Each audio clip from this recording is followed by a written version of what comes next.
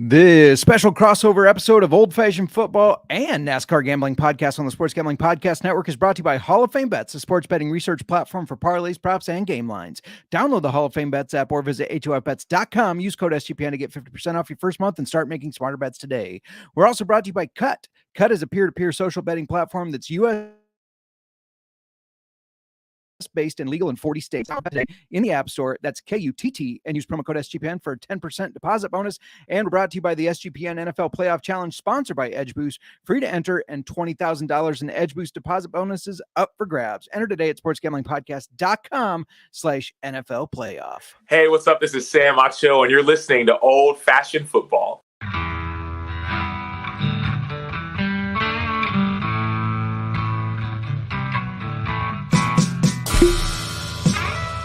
Old-fashioned football.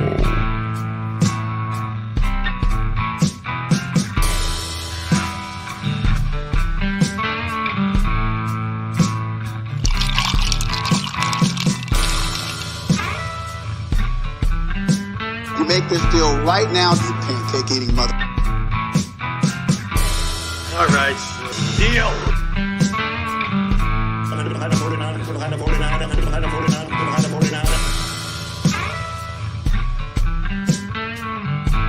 Old-fashioned football.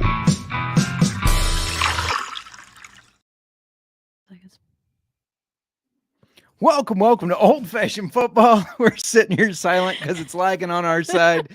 And I was watching it on the YouTube on my phone, and I look up, and there are these beautiful faces. Before I keep going, if you're wondering who the hell you're listening to, if you're listening on a podcast streaming platform, because that's a thing still. It's not just the YouTubes and the Instas and all that. This is J Mark. You can find me on X at JMarkFootball.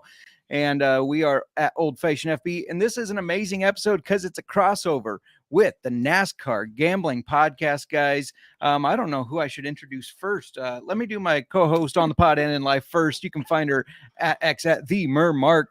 I'll ask you how you're doing in a second.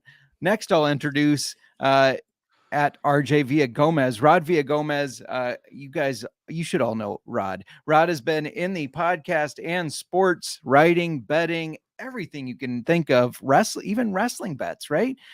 Everything you can think of. Rod, how you doing today? I'm fantastic. And for those of you listening on the NASCAR Gambling Podcast, welcome in to an episode of the NASCAR Gambling Podcast as well. So excited to have a crossover. Dare I say, the four best hosts on the entire SGPN now. I'm telling you right now, this is easily the top four of the group. So the fact that you have all four of us under one roof, guys, you are in for a treat. This is going to be a lot of fun talking football, talking racing, drinking whiskey. I mean, damn it. An off-season episode can't get much better than this. Absolutely. Do you want to introduce your co-host or you want me to? I'm Rod Villagomez. He's Cody Zeeb. We are here again, like we said, with the crossover episode. Cody, buddy, I mean, look, first of all, if you're watching YouTube, which you should already be doing so, we both got the memo. But then again, I am also supporting my love for Old Fashioned by wearing the T-shirt. But you guys can't see it, and I'm not going to flash all of you here. But yeah, Cody, buddy, welcome to the crossover, and excited to be teaming up with this wonderful duo of folks that we got up here in the left corner. Save the best for last. It's always a solid plan. Way to go. Appreciate it. You need to work on his intro. He needs a bigger intro. Yeah. Miranda kept pointing at the screen. Not come on the show to be shamed. Welcome to the chat. Always fresh, never soggy. Missed the 100th episode, but glad for crossover episode 1. Welcome. Yes. Yeah, we're going to be talking fantasy football and NASCAR. Why don't we just kick it off with NASCAR? Is there any big news going on right now? I don't follow racing, but you guys make it entertaining. Anything of note to mention right now? Cody's our news guy. Cody, I know we talked a lot about it, a lot about stuff yesterday, but I think there's actually been a pretty decent news story that it didn't really break, but it's sneaking up on us. I just watched okay, fine. Okay, I got you. I know where you're going with this now. I just watched the trailer. Yes. For the new NASCAR show that is going to be on Netflix. I am pumped. This is a kind of a take on what the F1 has already done with Drive to Survive. Indy, who did it with Road to Indy. NASCAR, a little late to the documentary part, or they had one a couple seasons ago, but they had the one on USA, which we're not going to count that one. This one is Netflix quality, dude. Just watching the trailer, like, so freaking pumped. It's coming out, I think it's end of the month, like the 30th of January, right before the Clash of the Coliseum, right before the Daytona 500. Gonna get us pumped, gonna get the juices flowing. I am ready to go. We're getting closer to racing season. We're lucky in that sense. I know fantasy football, as obviously I'm an avid player. The off season is long. I mean, there's not really an off season because we're all in a draft together right now. But it's the NASCAR off season very short. Ours is almost over, and I'm very happy about that. Yeah. And your fantasy football season doesn't have to be over because there's the FFPC playoff challenge. Yes. And check back at Old Fashioned Football tomorrow because we're going to be previewing even what that is, kind of going over what that is, and giving out lineups. And we're going to share lineups that we're submitting. And we got a little house wager as well on whose lineup is going to do better. Terms to be determined here. That's up to you. Up to me. I don't know if those can be shared on the pod. But I thought you were going somewhere different with it. Mer's odd have to be somewhere in the minus 300, minus 350 range, right? Right. Yeah, absolutely. So if people are tuning into the NASCAR Gambling Podcast and haven't heard us, we're obviously a husband and wife duo. We talk fantasy football and we talk whiskey. And if you're tuning into us and you haven't heard these guys, they talk NASCAR, they talk F1, they talk all things racing. I'm curious because I never got into racing. I mean, I've seen it every now and then, but I never got really into it. So I'm curious, how'd you guys get into racing? Like what about it? When did you first, I guess, start watching it? And what about it popped to you? Cody, I'll let you go because you've been a lot longer than me. Yeah. So I started about 2.5 years old. My grandparents, huge racing fans. They would take me for the weekend and we would go to the local dirt tracks. We had a Friday night stop. We had a Saturday night stop. We had a Sunday night stop. Spent the weekends at the racetrack. And we'd watch NASCAR, of course, on Saturday afternoons before we went to the racetrack. And so, yeah, it's just been ingrained in me since I was a little kid, and it's always stuck with me. I love racing. Local dirt tracks, still a lot of fun. Love to get to them as much as I can. And, it's obviously, my love for fantasy sports and gambling has brought the two together, and it's a beautiful combination. Yeah, and again, that's why Cody's always been the go-to for this show. Immediately after we started the NASCAR, or at least I had the idea for the NASCAR Gambling Podcast, my first thing was to reach out to Cody because in the then, what was it? What was Slack channel back then? Slack channel, yep. Yeah. Cody was tearing it up, and everybody would turn to him for advice. So I was like, I got to get the smart guy in the room, the one that's been watching a lot longer than me, to answer some questions. By the way, hello to Dos Flacos, our buddy over there in the chat as well. Joining us on this end. So what's up, Dos? But for me, my NASCAR journey started in 2003. I watched the 2003 Daytona 500 with my brother. It was a rain out year, and I was just, okay. He goes, you have to watch this with me. It's Daytona. It's the best race in the entire world. And I wasn't really into NASCAR. I used to make fun of NASCAR because that's the kind of person I was. Justin does. Left turns, what? A lot of left turns. So then I watched that one, and so my brother goes, "Well, is this something that you liked?" And I thought, yeah, it was pretty cool. It was pretty interesting. The coverage was all right. And being the sports fan that I was, I decided I'd give it a shot. He goes, "Okay, you got 3 races to pick a champion or pick a driver that you like, and report back to me in those 3." So I went back to New York. I started watching NASCAR. 3 races later, I said, "I like this Jimmy Johnson kid. I think he's going to do some good things. I like him. He's from California. He's around my age. Drives a cool car. I think I'll root for Jimmy Johnson." Safe to say, after 7 championships, I made the right call, and I stuck with it. So, that's such a similar story to me becoming a Patriots fan. Like, I picked them right before the first Super Bowl, and then I just went on to win 6, and I was like, yes, this is great. This is people don't know what it's like to not win championships. What are you talking about? Yeah. Yeah, we're Bears fans. We don't. Iowa fans too. And Iowa fans. Speaking of Iowa, Cody, I'm just curious. This is really off topic, but are you getting the cold that we're getting this weekend? Oh, yes. I believe the high on Saturday is -4. It's going to get down to -17. And we got 9.2 inches of snow the other day. And tomorrow night, they're saying another 7 to 10. So here we are. We got 10. Yeah, 10 to 12. I saw it. Depends who you ask. Depends on the drifts. All that stuff. Miranda, have you ever watched NASCAR? I don't think you've ever mentioned watching NASCAR. I've never mentioned there's it a to NASCAR you, race but like 30 minutes from you feel guys this year. I know. We got to have get you over there. seen it on TV. I feel like I've seen it one time. I watched it briefly when Matt Kenseth was driving the DeWalt car. I remember that. I thought he was pretty cool. I don't know what drew me to that. I don't know if I just liked the colors of the DeWalt car. I don't know what it was. 17 at the time, right? Yeah. And aside from that, I think the last full race I watched was in the Pixar movie Cars. Hey, a lot of the NASCAR stars were in that one. Yeah. You were pulling for Cruz. Don't get it twisted. You wanted Cruz to win that race. Yeah. And speaking of NASCAR and racing and everything, we talk whiskey. We're tying this all together. I'm going to kick this over to you because I always ask you, what are we drinking today? Today we are drinking WhistlePig, or a whiskey from WhistlePig, from their Piggyback Legend series. Oh, there we go. It's a single barrel Alfa Romeo F1 Team Steak Barrel. Yeah. And it is finished with lychee and oolong tea. And I just took a drink of my old fashioned, and it definitely changes the taste of an old fashioned. So we're going to get into that. We're going to talk about the whiskey, a little bit about the background of it and all that good stuff. But first, before we keep going, we got to tell you where you can get down on some bets. And you can get down on some bets at DraftKings Sportsbook, an official sports betting partner of the NFL playoffs, is bringing you an offer that'll help make the playoffs electrifying. New customers can bet $5 on any game and get $200 instantly in bonus bets. We're going to ask these guys their Super Bowl prediction in a minute here, and you can get down on the futures bets at DraftKings.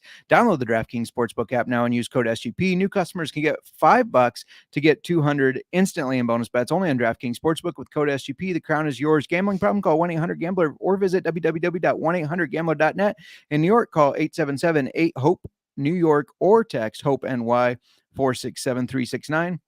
In Connecticut, help is available for problems gambling. Call 888-77-897-777 or visit ccpg.org. Please play responsibly on behalf of Boot Hill Casino and Resort in Kansas. 21 plus, ages varies by jurisdiction. Void in Ontario. Bonus bets expire 168 hours after issuance. See dkng.com/football for eligibility and deposit restrictions, terms, and responsible gaming resources. Listen, you hate buying tickets. I hate buying tickets. Nobody enjoys purchasing tickets. We love going to the events, but buying tickets has become so damn stressful lately that you just don't even want to do it. These favorite apps of yours that you go to buy them, sometimes they gouge you, especially when you're trying to buy last-minute tickets. And listen, for me, I hardly know where I'm going 10 minutes from now, let alone 2 days from now. So I never know if I'm going to be able to make an event when I have enough time to actually buy a ticket without all the stress. Whew. But thank goodness Game Time is around to take away all of the stress for us, because they not only are going to give me the peace of mind of knowing that I'm not going to get gouged trying to buy last minute tickets, but they're also going to give me the best, lowest prices, the lowest fees. They're going to take all of my stress and put it all in the palm of my hand and make the tickets appear on my phone magically and not digging through some sort of inbox or even waiting by my mailbox not so patiently, trying to find out whether tickets are going to get to me or not. Plus, I'm going to get a picture. I'm going to get to be able to see what I'm looking at before I even get to look at it. So I'm telling you right now, folks, you need to go over to Game Time if you would like to buy tickets without the stress. Playoffs are coming, right? The NFL playoffs are around the corner. Daytona's around the corner. If you want to buy tickets for that, you got plenty of time for all of that. So you don't have to worry about last minute tickets. But if you can't, procrastinate a little bit and you need to back up, that's fine. Download the Game Time app, create an account, use code CFBX for $20 off of your first purchase. Terms apply again. Create an account, redeem code CFBX for $20 off. Download Game Time today. Last minute tickets, lowest price guaranteed. I love that those are back to back, because maybe you don't have the money, but you're hoping for that little flyer on your Super Bowl futures to get you the money to get the draft or the Daytona 500 tickets. Rod, I think I already know this answer, but who's winning the Super Bowl? Okay, for those of you who don't know, I'm a San Francisco 49er fan, as you can tell by this little license plate above me. So I'm a contractually obligated to say that it's the San Francisco 49ers, and there's no other team that's going to win. Cody? Well, I've got a 50-1 ticket on the Los Angeles Rams, so that's my hopeful pick. I like it. Miranda? You know, I haven't put a lot of thought into who I think is going to Joe win. Flacco and the Browns. I thought you were going to say the Bills because you kind of like the Bills. I will never do, win but I'm anything. not. I don't think it's them. And it's not your Mahomie this year. You are a Chiefs backer when it comes to fantasy football. I know. I think it's going to be Ravens and 49ers in the Super Bowl. You have been saying that. Yes. For the sake of Rod, I won't the say two who I'm number picking one as the seeds. winner. What a crazy prediction. Right. Awful chalky. It's only happened since 1975. It's only happened. Now I don't remember the stat, like 19 times, I think. So it's not like it happens super often. Yeah, true. But yeah, that's who I think is going to make it. Dos Flacos has a WhistlePig 12-year badge. Nice. Nice. Love WhistlePig. Everything I've had from They them had is that good. at wall to wall. Did they? That was one of their isn't that it's a top shelf bottle. Top shelf Let's just say bottle. that. Yes. J. Mark and Murr, always welcome to come over and watch Dirt Track Racing with Nick. Cody is welcome as well. Rod 100%. So I think that means all of us are like 90 to 95. It's like, okay, we can come with, but Rod, We have absolutely. a dirt track bias, but it's not. We do have It's a not- dirt track it's- here in isn't it just Winterset dirt too. bikes? Yeah, dirt Well, bikes. Nick and I are both Niner fans, so that's Knoxville's no brainer. not that far, right? Knoxville's not far No. now. Yeah. What's your guys' favorite That's race what you track? need to do. Racetrack. Did you ask us this already, Nick? Yeah, well, yeah, he did. He did submit this question. He did submit this question. Obviously, he has not listened to our episode yet. Jeez, Nick, go back and listen. Rude. But, no, mine was just a cheeseburger. Like I love just a regular cheeseburger at the racetrack, especially the dirt track. You get a little dirt and oil, motor oil fumes poured in there, makes it extra delicious. Love a good old cheeseburger at the racetrack. Seeing as though Sonoma is my closest one, and that is big time garlic country. Give me garlic fries all day long That because sounds good. they pretty much just grow the garlic right on top of those fries, and that's what you're getting out of it. So I love it. All right, I'll take a burger with a side of garlic fries. Works for me. Go Cowboys. We're gonna turn it over to you guys for a little bit. Kind of you talk. I'm letting you, as I said earlier, off the show. I said you guys got the driver's seat, pun intended. But if you guys want to hit on, like, for people that listen to us that don't know anything about NASCAR, how you approach betting in NASCAR, overview of kind of your favorite type of bets, that's cool. Otherwise, take it away. All right, so here we are at our portion of it. This is what makes us be able to be a crossover, is that we're going to put a little bit of a twist on each of it for us. So as far as NASCAR, look, for those of you who are listening and you haven't tuned out yet, thank you very much for that, first and foremost. Second of all, look, if you're itching for some betting action, and I know that, a lot of folks are fantasy players here, but you're also bettors as well, and there's NASCAR fantasy for you as well. So if you really want some fantasy action during the offseason, NASCAR's got fantasy. There's fantasy on NASCAR.com. You can play DFS, and we cover that as well in our shows. But listen, it's not just betting the winners, and that's where the misconception comes when it comes to, oh, well, you're betting on racing, you're betting on the winners. You can do that, and we're going to give you our picks every single week on who we think is going to win. But the books also give you opportunities to bet on top threes, top fives, group bets as far as who's going to finish the highest in a certain group. There's several different ways to bet in NASCAR. In F1, there's even way more to bet on in Indy and all that other stuff. So it's not just betting on who's going to take home the checkered flag. And that's really what turns a lot of people off of NASCAR. And even in fantasy, it's the same thing. Positions, right? There you get graded on positions and scored points on positions.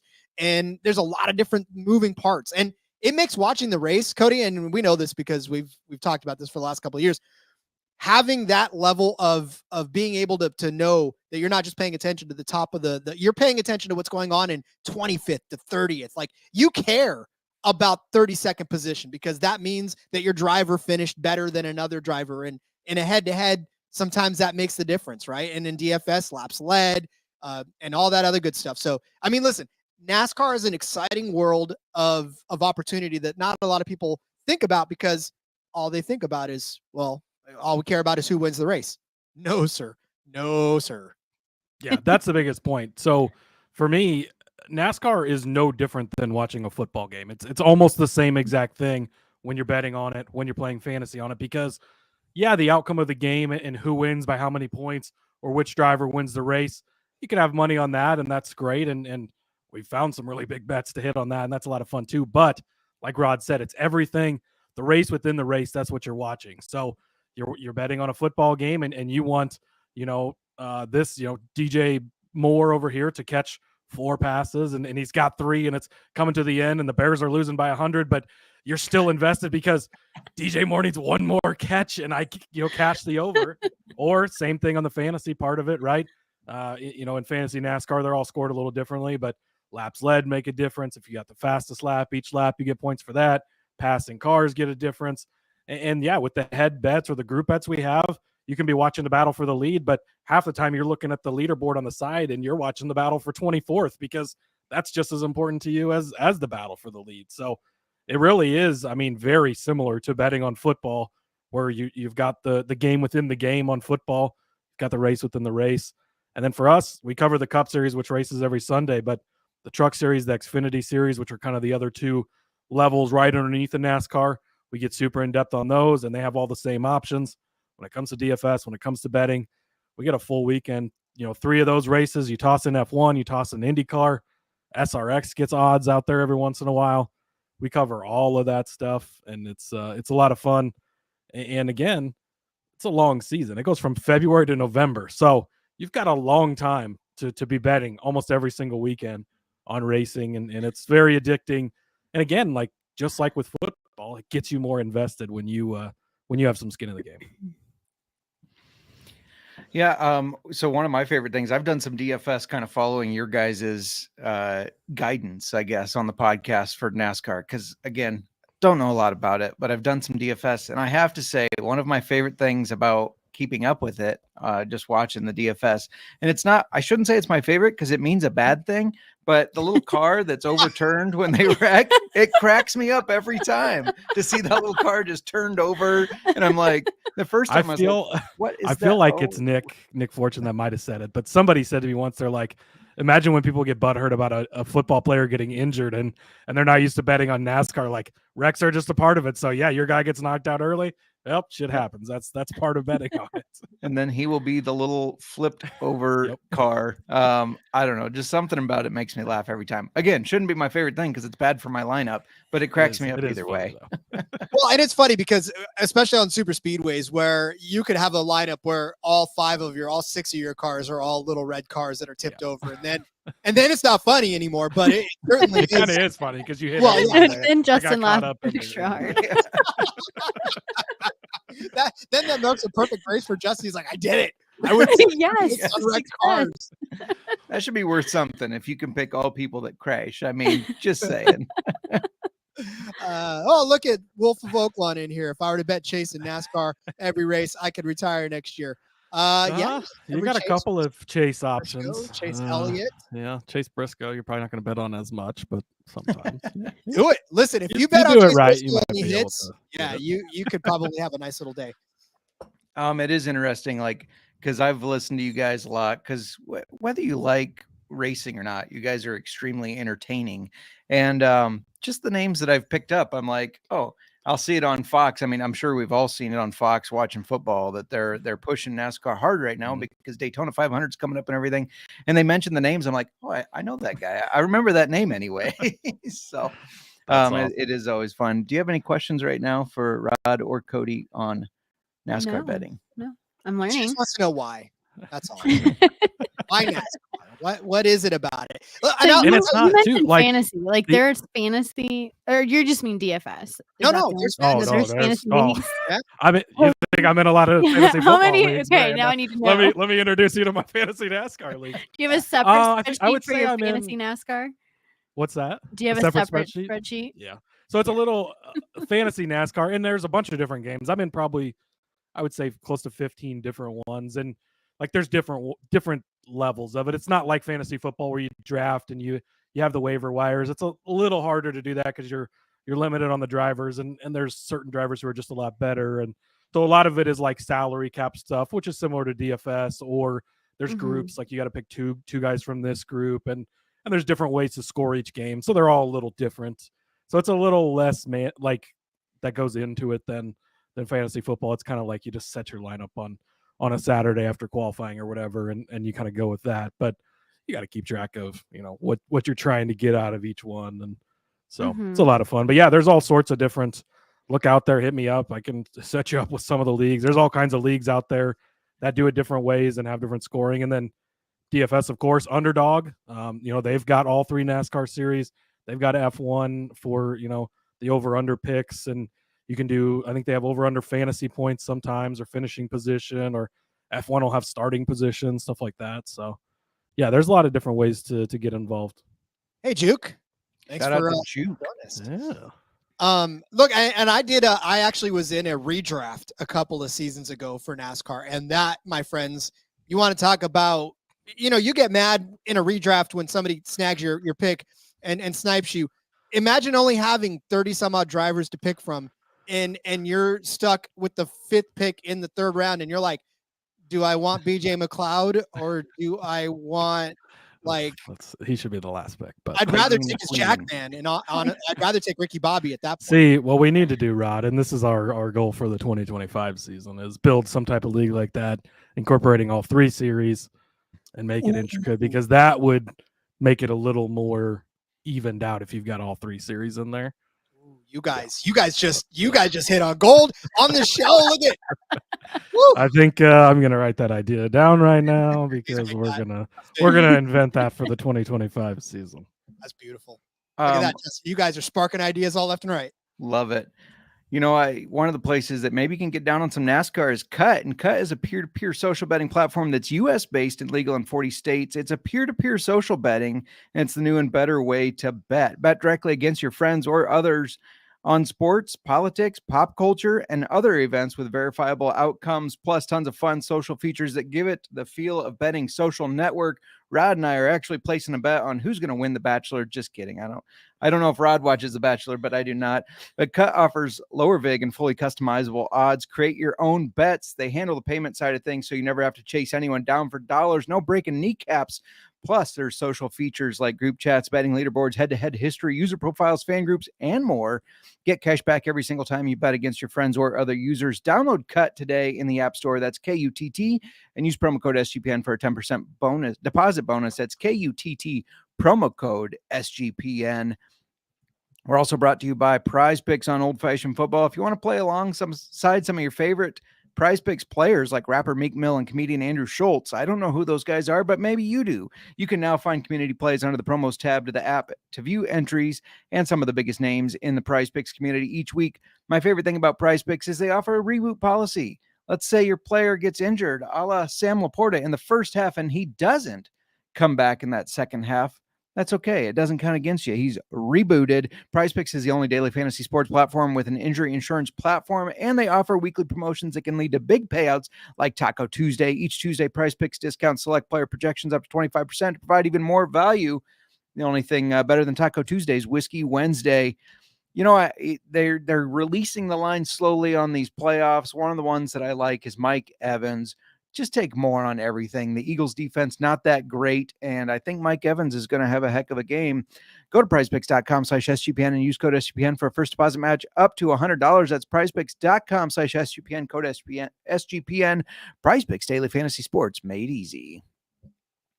Joke's on you, Justin. I did play in a Bachelor Fantasy League once upon a time. So I may not be up on it this year, but I do know how to get in on it. Oh, love it. Nick Fortune can't wait for the call-in line for the NASCAR Gambling Podcast.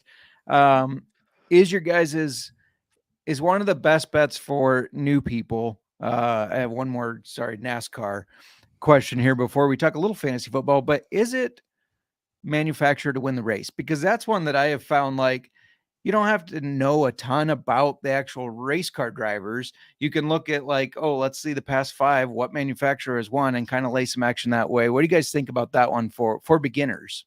That it's a good one. That's one we've hit on multiple times. Rod specifically seems to love to pull that one out. And a lot of times you can kind of find a disadvantage. There was a race, I don't remember, I think it was this past season, but where Ford had won the race like 8 of the last 9 times, but they were kind of having a down season. Everybody was looking past them, and it was like the way that they are on that specific track, they seem to dominate that track. It's in Michigan. They care more about that track for those reasons. And so, yeah, that's one that you can find definite advantages. think you got like a plus 550, plus 600 on something like that.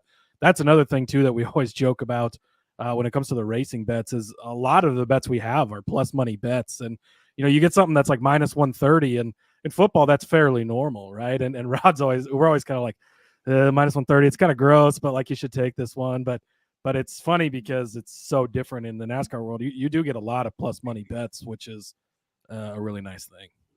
Yeah, and that's another good thing too. Joe Flacco's race to go to OT. Yeah, I mean those are the types of things where, and I said before, you can find so many different ways to bet these races that a lot of times you're not even paying attention to unless you put a decent wager on who's going to win. You're paying attention to all the other stuff that you can do, and like Cody said, these 40 to 1s, these 30 to 1s. Anytime we bring it up, do we hit a 33 to 1 someplace? Then everybody else is like, oh my God, and we're just like, yeah, that's just a Sunday. I mean, it's yeah, and so I mean, like last year on the week after the championship games, there's a race in between the championship games for football and the Super Bowl, and it's played inside the LA Memorial Coliseum where USC plays their football games. They're currently building a racetrack that's temporary in there, and they'll tear it down after the race. But we started the season off last year with a 33 to 1 for the top finishing Ford. And so, the guy, I think he ended up finishing 7th or 8th place, but still he was the best finishing Ford in the race. And so you can cash on that. So another, you don't have to nail the guy who wins, or, he was in 7th place and yet he cashes us a nice solid, bet to move on to use that money in the Super Bowl and then roll it to the Daytona 500. All right. Educate the newbie here. How does a race go to overtime? I know what that means in football, but what's that mean in racing necessarily? It's the same thing. Just, extra laps, right? Instead of extra quarter, it's extra laps. So NASCAR's got a rule. Basically, if the caution flag comes out before the white flag, and the white flag is the last lap, if you've taken the white flag, then the next flag will end the race, whether it's a caution or a checkered. But if the caution comes out before the white flag drops and they run to the limits or to the scheduled distance, you go to overtime, which is a green, white, checkered finish. So they'll throw the green flag to start the race. You come back around to the white flag and then the checkered flag. If you don't get back to the white flag, same thing. You go to double overtime. And they will have endless overtimes until they reach either the white flag or the the final checkered flag. So that's and if you can find race to go to OT for the Daytona 500, smash that, because that is the race everyone wants to win. It is going to be action-packed finish. And I'd have to look how many times it's gone to overtime recently, but I'm fairly certain it's been quite a few times, which screwed us out of a bet last year because we had the guy that was leading at the end of regulation, which was unfortunate, but that's okay. Yeah, it used to be that the race would end no matter if the caution came out, it didn't matter, it would just end. That would be the end of the race. Okay. And race fans were pissed because it was like, well, we don't want to see a race end under the yellow flag because there's no racing, right? So then NASCAR was like, all right, fine. Well, we'll give you an opportunity to finish the race under green conditions. And so they came up with the playoff thing. But again, for years and years and years and years and years, the race was just over. If the caution fell. Before that, they used to race back to the caution flag, which was, so there'd be a wreck on the track and the rule would be race back to the line, which is not safe, obviously. So they've changed that since. NASCAR's, they're pretty good on the safety these days. But yes, and then they implemented after that this overtime rule, which is great. It provides with great finishes, and again, it gives you the feeling of getting to the end of the race and not just ending under the yellow flag where it's like Nice. All right, we're gonna flip a little from NASCAR to fantasy football, and we got a little this or that type of questions, like this player or that player for you guys. The points are all made up. It's like, whose line is it anyways? Nobody wins or loses. It's kind of like the college playoff football committee. Wins don't matter. So, Michigan's splitting another national championship just like they did in '97. That shouldn't have counted, but it's all right. Exactly. Some of these questions, so we're going to kind of recap the playoffs. So the week 15, 16th, and 17th, if your playoffs run into 18th, slap your commissioner, tell him to knock that shit off, because that's so many players sit. I saw people asking questions like, who do I start? This person's sitting. It's like, you shouldn't be playing. You shouldn't be. What are you doing? Yeah. What's the point of even playing the whole season if you're not going to have any of the players at the end? Exactly.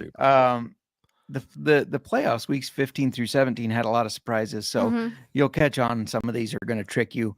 But Miranda, do you want to start with quarterbacks? Do a little quarterback trivia for the playoffs? Yes.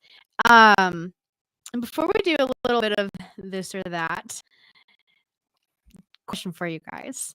This player was drafted as the 26th quarterback off the board, but finished 5th after averaging 19.5 points per game. Who is it? You want a buzzer? Was it CJ Stroud? Oh, that was gonna be my No. guess. But I think he finished 7th. So, Damn. let's see. Jared Goff. No. Nick Brock? says Brock Purdy, but I don't think. Nope. All right, who was it? I was gonna say, Brock. Yeah, we got to kick you off the That podcast. hurt you guys. I was gonna guess Jordan Love, but I figured it wouldn't be a Packer on this show. Come on. Well, I tricked you there. First trick right away. Tricked you there. Okay. So again, this is assuming that your fantasy football playoffs ran weeks 15, 16, and 17. So, would you guys rather have in the playoffs Patrick Mahomes or Bailey Zappi? Bailey Zappi. Bailey Zappi. Yeah. No. Oh, was it really? I was going to agree with you, but no. I mean, Mahomes As a Patriots fan, outscored I didn't want Bailey Zappi. Zappi either. But. He did. So, speaking not of by Mahomes, much, yeah, or what? what? I mean, yeah, it couldn't have been by much because Mahomes wasn't that great. Not over the Or was top. he? I don't know if he was better in the playoff run. I don't think so. No, and this is where I had my stats and they're not with me right now. As we were I talking think about Justin's comment before the show was stats don't matter. Stats don't Stat- matter. Stats do matter to me. They matter. So, speaking of Mahomes, would you rather have started Patrick Mahomes or Gardner Minshew? Mitch. Oh, that's easy. Minshew. Yeah. Yes. No.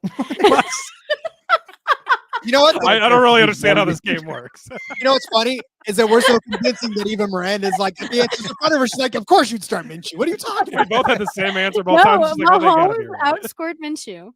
Really? Okay, well, Yep, he Thank you. did. You- you still He shouldn't sure draft did. Mahomes in the first round. so. No, you should. Okay. We're sticking with the Mahomes theme here. Would Okay. you have rather started Mahomes for your playoff weeks or Brock Purdy? Nick says Brock Purdy.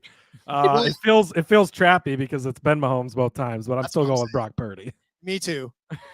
Brock Purdy. This one, yes. Okay, Brock maybe- Purdy. All right, do you need to double outscored check? Are you Mahomes. sure? No, I'm sure. Because I was like, not 3 times in a row. All right, let's do this. Aiden O'Connell or Russell Wilson? Well, Russell Wilson didn't play, so it had to be O'Connell. I'm going to have to say Aiden O'Connell as well. I mean, Russ did Benched. not cook. Yeah. I was Yes. so high on Russell future, Wilson. future coming into the season. New England Patriots quarterback Russell Wilson. Mhm. Hey, maybe him and Pete Carroll can get back together again now There somewhere. you go. Yeah, there you go. I'm Although giving you is an Russ easy eligible to one. play at Alabama? I don't know. Oh. They'll make a special. An easy one this time. Joe Flacco or Patrick Joe Mahomes? Flacco. Magical Joe Flacco over everyone but Kyler Murray, right, Miranda? I still would have picked him. 1 point doesn't matter. 1 point mattered It in does, that it game, and I still matters. lost by a couple points, but- So, what was your answer, Rod? Oh, Flacco, of course. Flacco. Yeah, he outscored Patrick Mahomes. Now, I'm going to take Aiden O'Connell and Patrick Mahomes. Who would you rather have had during the playoffs? Who won that league, by the way, Nick? Let's see. This feels I feel like, like this is a Mahomes. This feels like a Mahomes. yeah. I'm trying to think if Because I know O'Connell did okay, but like, Yeah, let's go it wasn't Mahomes. spectacular. Mahomes, final answer? Yeah. Well, I'm not so sure, but yes. Lock it in. I don't care. I will let you know they were within 1 point of each other. Oh, well, How do you we know? were close? We were close either way. Because I've got this. Well, is this 4 point? Is it 6 point? Is it standard? Is it serious O'Connell. scoring? Aiden I, O'Connell. I heard 1 point doesn't matter, but It Yeah. does. So there, my It answer. That depends. means we were It right depends. then. It's situational. All right. Joe Flacco or Josh Allen? Ooh, Josh Allen. Nope, Flacco. Allen threw too many picks. It Yeah, was but picks don't Flacco. matter. That was it Flacco really? outscored Yeah. Josh Allen during those. I had weeks. Flacco carried me to a championship in a league, so I loved him. But Jordan Love or Josh Allen. Okay, that's Josh Allen. no, Jordan Love was really good at the end. Weeks 14, 15, 15, 16, 15, 17. 16, 17. Say Yes. Josh Allen. Let's Flacco go was with killing Love, it, but Allen just is to be- better than. just to be different. Love. Jordan Love outscored Josh Yes. Allen in those I weeks. beat you, Rod. Crazy, Yes. crazy. We're gonna get to the rest of them in 1 second here, but we got to tell you about Hall of Fame bets. Miranda, you want to tell them a little bit Yes. about Hall of Fame bets? Yeah, the NFL season is not over yet, and you can win bigger by betting smarter with Hall of Fame Bets, the sports betting analytics platform for parlays, player props, and game lines. Research every NFL, NBA, and soccer bet with historical stats and data. Enter any parlay idea into Hall of Fame Bet's revolutionary parlay optimizer tool to get hit rates broken down by leg, as well as an expected probability for the entire parlay. Sort all players by hit rate for any bet to learn which players are hot and which picks have value. Stop betting in the dark and join over 30,000 users researching with Hall of Fame Bets to craft more intelligent, data-driven parlays. Download the Hall of Fame Bets app or visit HOFBets.com and use code SGPN to get 50% off your first month today. Start researching, start winning with Hall of Fame Bets. All right. I'm going to cover running backs and wide receivers just so we don't keep everybody too long. We're going to rapid fire this. Of course, out of the whole season, biggest surprise, Raheem Mostert finished second with an ADP of 41, and then Kyron Williams finished third with an ADP of 71. So those guys got you a lot of value if you got them. Same thing, playoff talks. This or that, Joe Mixon or Derrick Henry. Oh, I hate to say it, but Joe Mixon. Yeah, Joe Mixon. Mixon outscored Henry. David Montgomery or Jahmyr Gibbs. Gibbs at the Gibbs. end. Gibbs. Yep, in the Just playoffs, in not the playoffs. regular No. season. No. But Who, yeah, in the who playoffs. called that Gibbs out is- of us two? Who said Monty would be better than Gibbs? She's not answering. She's looking at her stats. Yeah. So, would you rather have the RB8 on the year, Breece Hall, or RB23, James Conner? Oh, Breece Hall Connor. tore it up at the end, so I'm going Breece Hall. But Conner outscored him barely. In the playoffs, He did really? outscore him. Yep. Mhm. Because Hall had two massive weeks. I mean, He I had did, yeah. Connor He too, did. and he was great, but that's kind of surprising. Connor had more touchdowns over that span.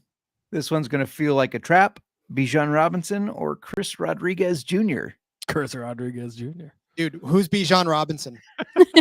Well, we'll know who he is now because he's been freed from Arthur Smith. Absolutely. And Mhm. Rodriguez did outscore him. Last one, the ADP of 2, 3, and 26. Would you rather have Bijan Robinson, Austin Eckler, or Zamir White? Zamir White. Zamir White outscored both of them combined. Which, So crazy. Combined. yeah, I know. So if you had Bijan and Eckler, which you obviously, if they were 2 and 3, you invested a lot in, it did not pay off in the playoffs. Moving to wide receiver, biggest surprise, of course, was Puka Nacua. And though Mike Evans, not as old as a lot of people thought, Baker got him the ball. He outperformed his ADP by 30 spots. So playoff talks, Cooper Kupp or Rashee Rice? Down the stretch, Rice. Feels like you wouldn't put Rice in there unless he beat him, but I'm going to go with Cup. Rice did outscore Kupp. Cody knew it was a trap. Justin Jefferson or Rod's guy, Brandon Ayuk? Jefferson. Ayuk Jefferson. cooled off at the end of the season. and did, he Jefferson really kind of did. tore it up at the end. Yeah. Correct. Because George- it was what's his face that kind of Mullins that got him the ball quite a bit there in the end too. Yep. Oh, Former good old Nick 49er. Mullins. Yep. George Pickens or Justin Jefferson? This might be close because Pickens had that one really big game, but I still think it's Jefferson. I think it's Pickens. Although Jefferson's at week 18 was more big than I'm thinking of. Yeah, I'm going to go Pickens- with Pickens too. Pickens did Mhm. outscore Jefferson. And here's a name of players that outscored Tyreek Hill in the playoffs, just for some fun facts. It's a long Wan'Dale list. Robinson, Jamal Agnew, Husker. Alex Erickson, Lil Jordan Humphrey, DJ Chark, and DeMarcus Robinson all outscored Tyreek Hill in the playoffs. Fantasy football, if anybody tells you they can give you the perfect lineup every single week, they are liars. Yeah. They cannot. Speaking That's what makes the game so great, though, isn't it? It's, of it's I frustrating. never but it's besmirch the great. name of Lil Jordan Humphrey. That man is a classic. right, Speaking of Demarcus Robinson, would you rather have him or DK Metcalf or DJ Moore or Calvin Ridley in the fantasy football I playoff? know this personally against DK Metcalf, but definitely Robinson. Yeah, I wouldn't want any of those other guys. He outscored them all combined. Jesus. He had a couple of huge weeks. I threw him in. I mean, I wasn't after the first 2 weeks. I was like, God, can you trust him? And I started him, and I was very happy I did because he tore it up. It's because Cody listened to us give him out on the waiver wire. I put him in Dynasty. Last one: Jamar Chase, Tyreek Hill, AJ Brown, or Darius Slayton. Well, I'm guessing Slayton because he's the outlier. And maybe did he outscore all three of them combined? He was 2 points away from outscoring all three combined, which is insane to me. Well, 2 points doesn't matter, right? If one doesn't matter. That's right. If one doesn't matter, two certainly doesn't. We're about to throw out 3 points too. All right, do you want to take us home with tight ends? Yes, let's do this. Your favorite tight ends. position. Yes. And I know we've already talked about this, how I was off this year, but rookie Sam Laporta was the number 1 tight end this year, finished tight end 1. I thought it was going to be next year. That was my prediction. You were high on Laporta, yes. though. He carried me in that guillotine league. It was beautiful. Yes, it was. So we are going to do Travis Kelce or Kyle Pitts. Kyle Pitts, but it's gross. But yes. Yeah. Yep. Pitts outscored Kelce. Dude, is Pitts like, can we just like sidebar really quick? How much does his value like shoot through the roof having a real coach next year? I don't even know who the coach is, but anyone but Arthur Smith, like he's going first round next year. Watch. He might legit be like tight end 1 next year. Are you bringing your passion back? My Pitts passion. Is it going to stir that up? I got a whole cup full of it over here. I saved it for you so I can give it back to you when the time is right. Drake London, Kyle Pitts, Bijan Robinson. All of them got it's gonna be beautiful. Because they have to bring in a coach that is agreeing like, okay, you're going to use these guys. We've spent draft picks on probably these guys. Anybody who's ever seen a football game besides Arthur Smith. Pete Carroll to the Falcons. I did hear Pete Carroll's planning on staying with the Seahawks as an advisor. We'll see what happens there. Like. Putting the old man up in the office. Put Grandpa to bed. Yeah. All right. Cole Kmet or Evan Ingram? Ingram. He I was going to say season pass. Tear. Yeah, it was Evan Ingram. It definitely was. Ingram was like, it was it really? Yeah. Well, it was a Bears question. We should have known that. Jeez, come on. Tucker Kraft or George Kittle? Kraft was big yes. at the end. Yes, Kraft. Kittle had good impactful plays, but he never had a statistical day in the last few that made you go, damn, that's the tight end 2 for next season. Kittle is just he's so boom or bust. It's annoying. But it doesn't matter because the guy is an all-around football player, and that's he is. I mean, for fantasy's sake, for fantasy's sake, you don't ever want to draft him. But for as a football someone who watches the 49ers, I'm glad that dude's on our side. Oh yeah. It's because he learned from the best best. Iowa Hawkeyes. Yeah. The only thing Iowa has to offer, tight ends. Didn't we talk about this the other day? There's a whole list. I feel like we had this conversation.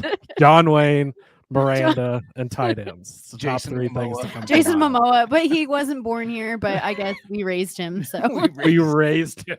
we actually raised Momoa. We didn't want to tell you guys, but what a story. Isn't he?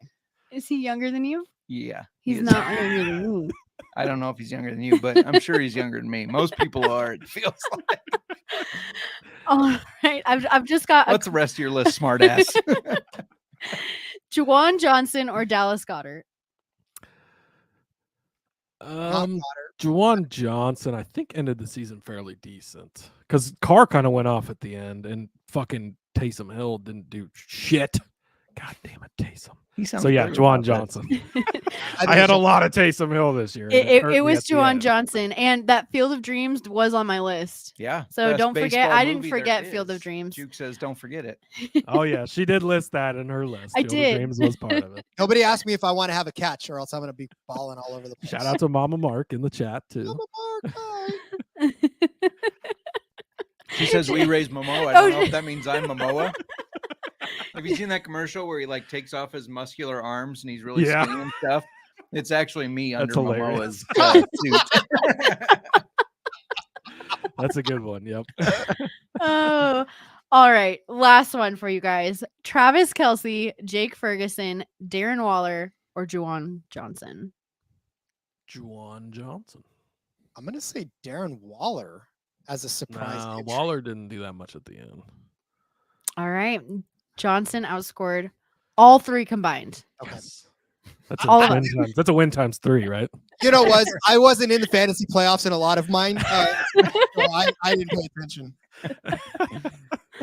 And you both win because we didn't keep track of points. Congratulations. Everybody gets a trophy. Let's shift it back to NASCAR. Yeah. You mean I NASCAR lost. or you mean F1? Either one. Both. Either one you guys want to talk Whatever, about. yeah. I also want to hear what your Daytona 500 bets are. That's what you So yeah, give me anything you guys want to. You again are in the driver's seat.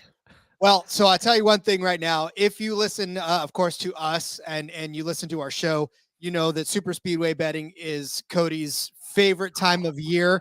It's like Christmas in February or in wherever they go to Atlanta or If you like to Talladega. sweat a bet, Oh oh, my man, God. super speedway betting, oof, it gets you going. That's the one thing about it too. So for those of you who don't and really aren't aware, Daytona 500, the sport of NASCAR starts the entire season with the crown jewel event, with the Super Bowl, as it were, with the greatest spectacle in racing and all that other good stuff with the Daytona 500. It is what they consider a super speedway race, which means that these cars are going to be racing at similar speeds in very close proximity with each other. And they do what's called pack racing, or used to be called draft racing, where the car in front of you cuts a path through and it makes room for you. There's so many aerodynamics that I wouldn't even be able to do it all justice. But suffice it to say that these guys are traveling at high speeds, close quarters. Sometimes they fall back. Sometimes they go forward. The positions are never stable through the entire race. So you can have a guy who's been in first place, let's say, for lap after lap after lap after lap, and then maybe he pits and the rest of the field doesn't pit. Well, now he's back in 25th, but then like a few minutes later, he's back up again in the 10th, and then he drops back again because he's scared that he's going to get wrecked out, and so he'll drop back to 30th, and then he'll climb his way back up to the front. I mean, more so than in mile-and-a-half races, because this is where the pack stays together closer than in those races where it gets strung out. But like Cody said, man, you can be watching your ticket and the dude's in the front, and you're like, yes, I've got this nailed. And then 5 laps later, he's in 30th. You're like, what the hell just happened? Like, oh, I'm dead.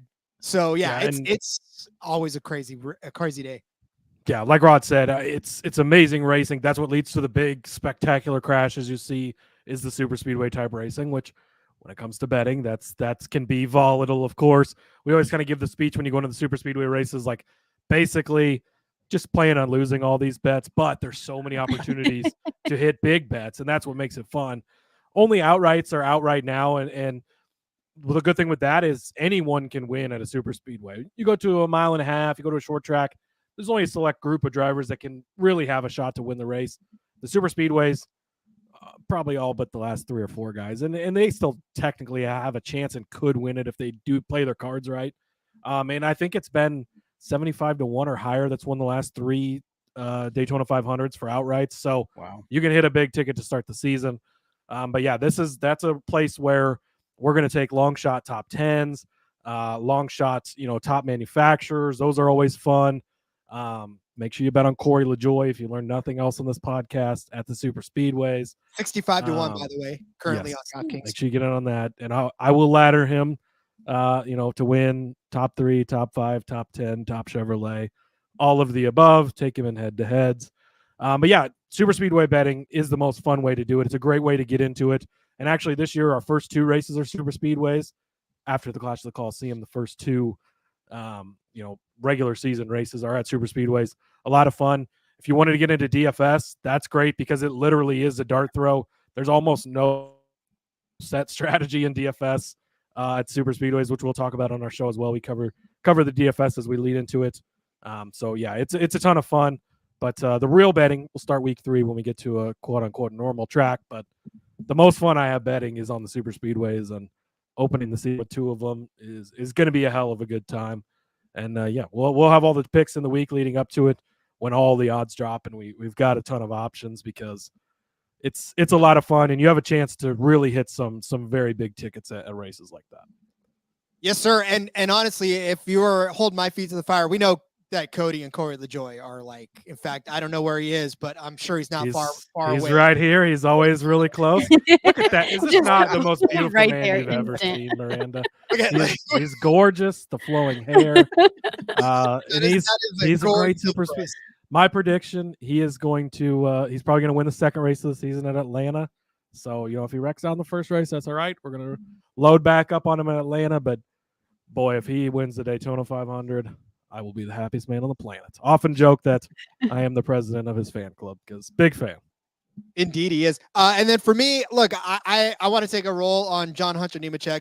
He's now taking over the 42 car Inspire. It's a new team. It's a new Toyota's got a new lease on life for the Legacy Motor Club. And at 50-1 right now, I think I like John Hunter coming back into the series for a second run. A guy that can pack race. Toyota's got a little more leverage now with a couple more cars in this pack, so they're not necessarily all that strung out.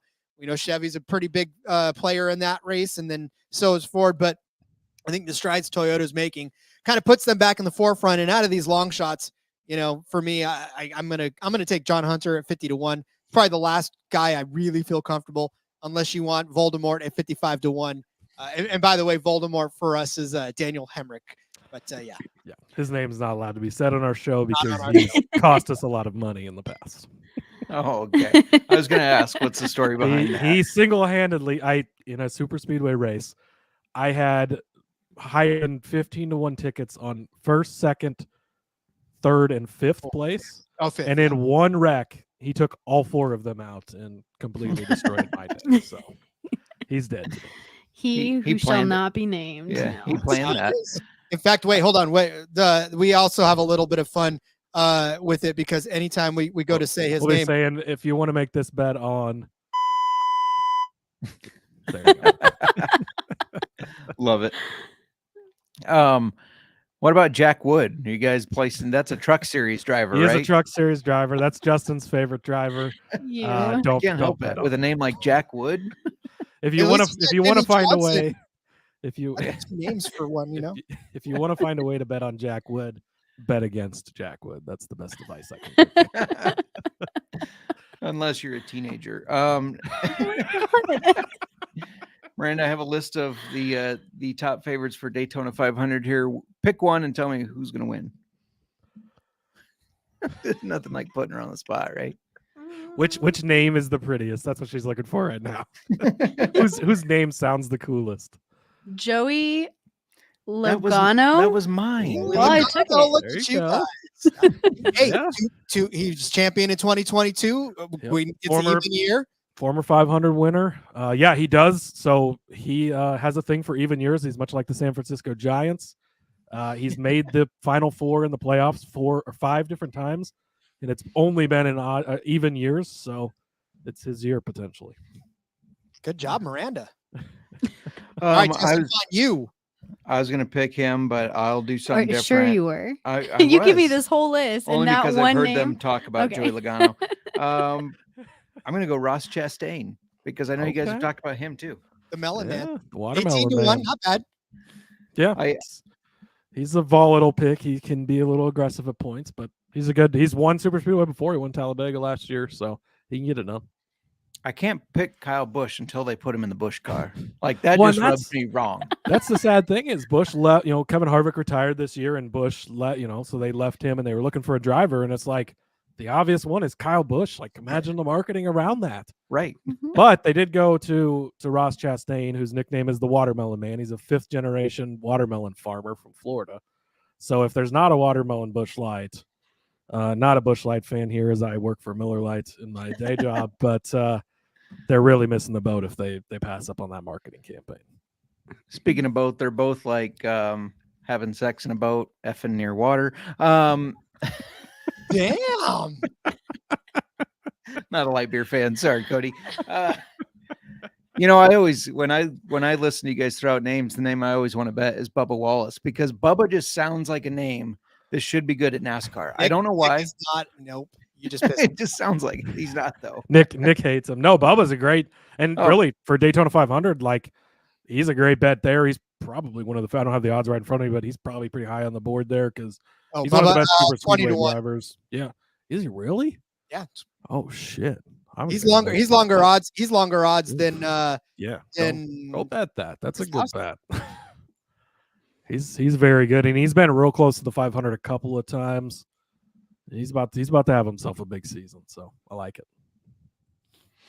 Yeah. There's Nick. That's what Yeah, there what I it was is. saying. There it is. Nick's an Did avid not hater disappoint. of I did text him when you guys were doing your show last, and he was in the chat saying that, and I said it's 2024. You can't say you don't like Bubba. But anyways, what else do you guys want to add before we talk? We just got a little touch on fantasy football left before we get to the whiskey, but anything else you guys want to add over NASCAR, F1, any type of racing? I know you guys you're doing shows 5 days a week, right? Yeah, we got 5 days because, well, first of all, we talk a lot, and we have all 3 series that we cover, and then not to mention too, we've found ways to add in like SRX, like Cody was talking about. That's kind of like a superstar racing experience. There's Formula E odds right now, so we're gonna get down on that on the F1 Gambling Podcast. There's IndyCar. I mean, listen, when motocross gets going, I want to get that. I mean, listen. if it's racing and you can bet on it, We're pretty much One-stop wanting to shop. get in. Yeah. So if you really do get that itch over the off season, if you're listening to listening to this on the old fashioned football and you want to get down on some action and have something to watch and pay attention to, I guarantee you start with NASCAR. That's fine. That's great. Start with the Daytona 500, please. Well, actually start with the Clash. You'll enjoy the Clash. That'll be your introduction to it. And then follow us down the rabbit hole.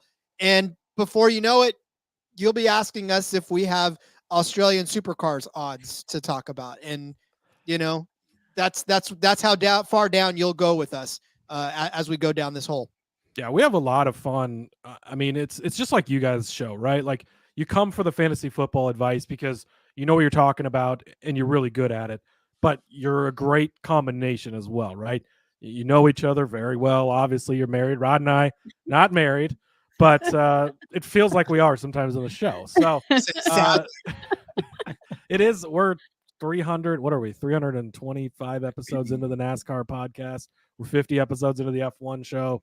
We've done other shows together and we come off pretty well, I think, together. We work well together, so we make it a lot of fun.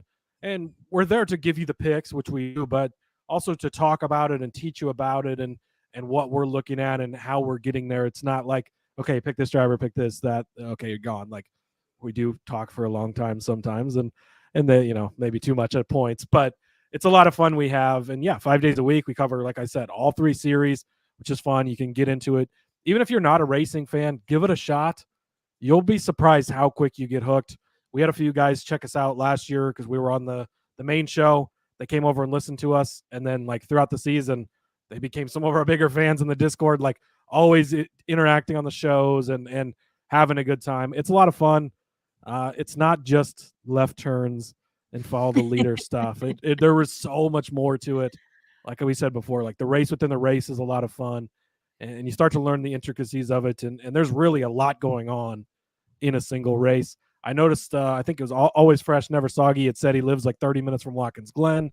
If you're close to a NASCAR race, go to it, or even just your local dirt track or whatever local track you have, like racing in person. It's an experience like none other. You will fall in love with it, and we're here for that.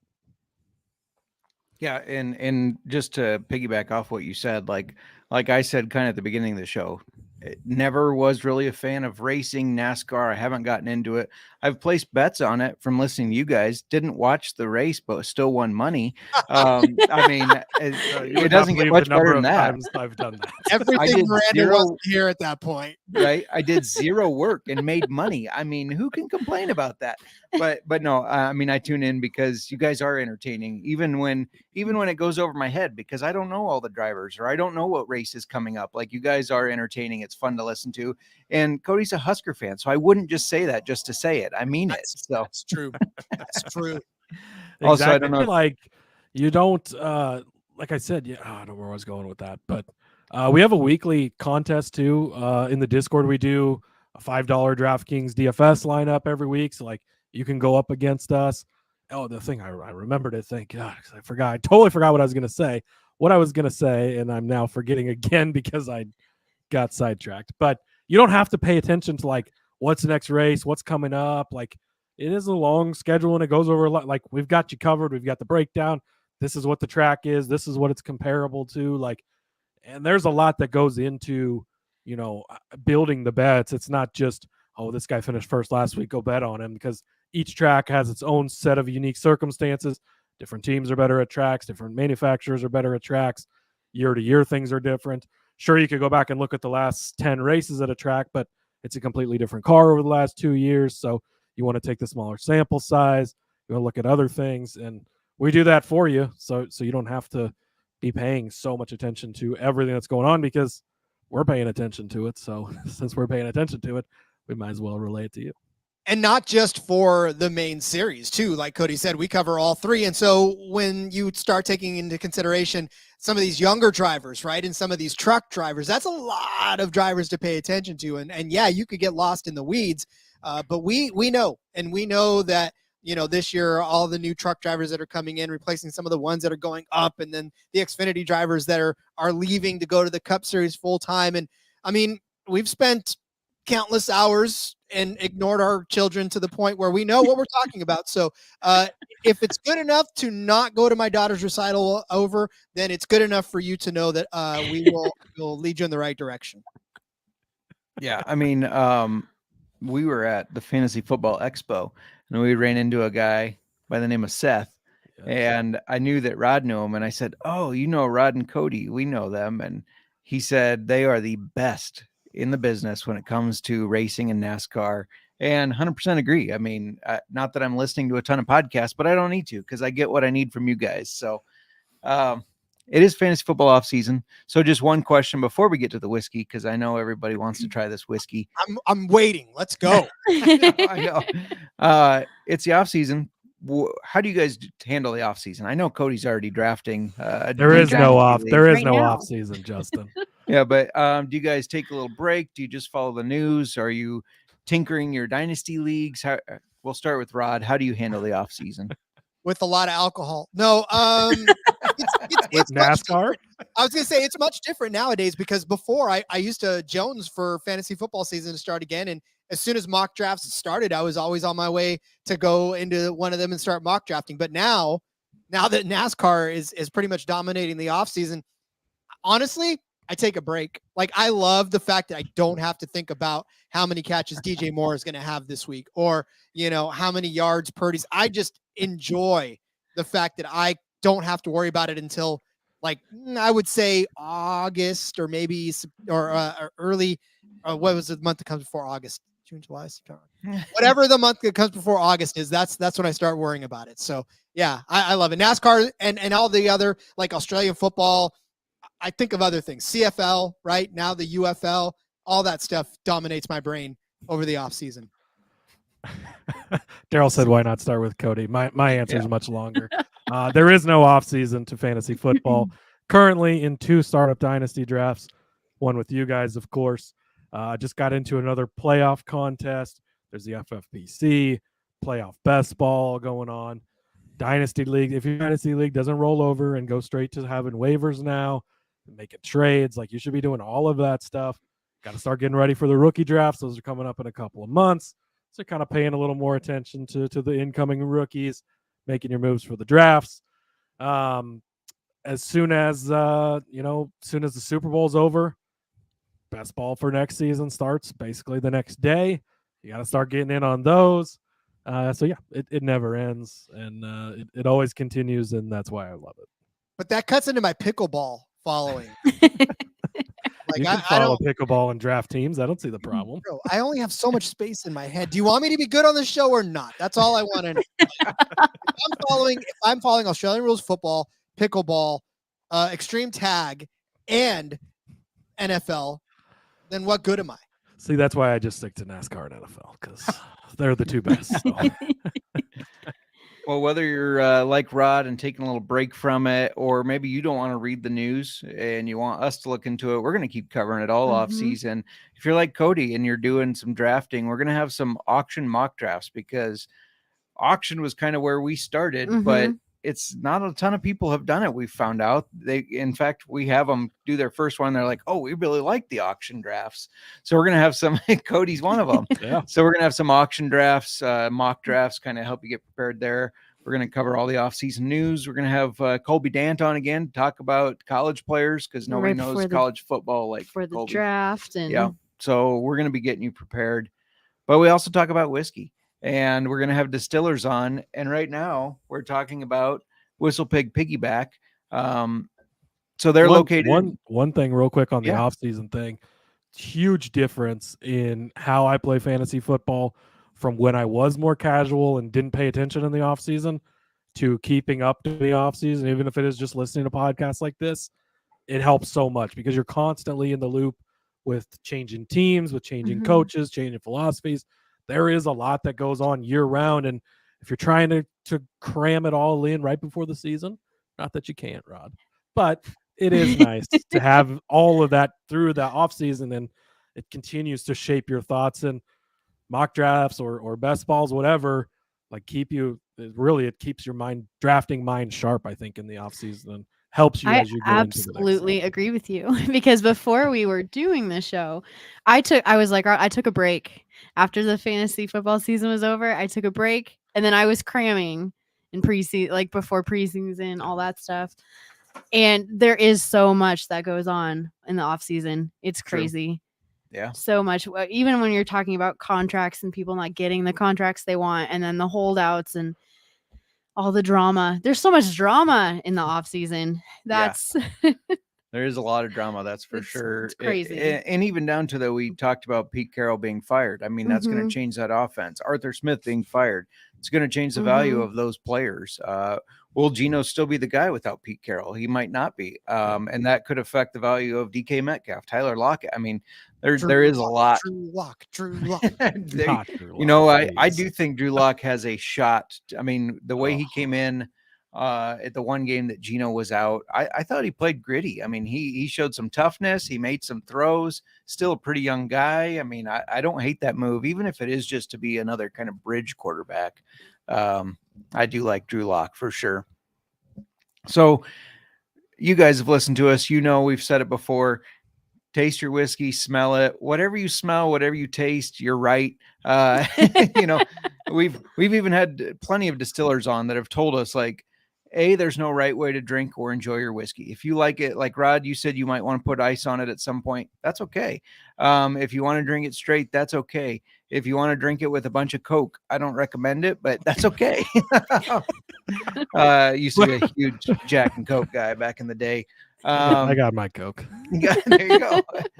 But yeah, you guys can taste it, kind of think about what you're tasting. But I want to just talk about the distillery a little bit. It's located in Vermont. We did do a WhistlePig review already, so we covered them more in depth, but it was started by legendary whiskey maker Dave Pickerell, who passed away in 2018. And they were actually one of the first distilleries to start making premium rye. Most of the rye whiskey out there at the time in the 21st century when they started was like $20. There weren't a lot of like quote unquote high-end rye. WhistlePig was one of the first that said, hey, everybody loves bourbon. Everybody's leaning into this high-end bourbon. We want to lean into some high-end rye and try to make the best rye we can, because rye was kind of an afterthought. And that's what WhistlePig did. Miranda, do you want to talk about the specific one, or do you guys want to talk about Alfa Romeo, which I found out is no longer a team? Yeah, Alfa Romeo, no longer a team. F1 is something that we cover, so check out the F1 Gambling Podcast. Alfa Romeo is putting the pin in that name. Now they are the Stake F1 Kick Sauber team, is what they ended horrible. up. What a horrible kick team. what? Yeah, exactly. Stake F1 Team Kick Sauber. That is their official name. I thought it was like steak A1 sauce, not F1 sauce. They used to just be the Sauber F1 team, and then Alfa Romeo came on as their, the car, the type that they were driving. Alfa Romeo's leaving F1, and they're going to be with Audi now from going forward here. But and so that's why they changed the name. Still the same team.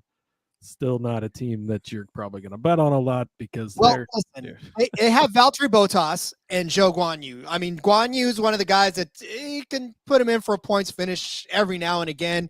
Bottas, one of the better drivers in the league a while back, kind of cooled off. Obviously, the equipment's not quite as good as he was used to driving back in the day, but I don't know. Maybe this infusion puts a little jolt in him. You're not going to, I mean, look, if you're going for Guanyu in a top 6 position, you're kind of stretching. But I think for solid points finishes week in and week out, you could probably pick your spots and take either Bottas or Guanyu.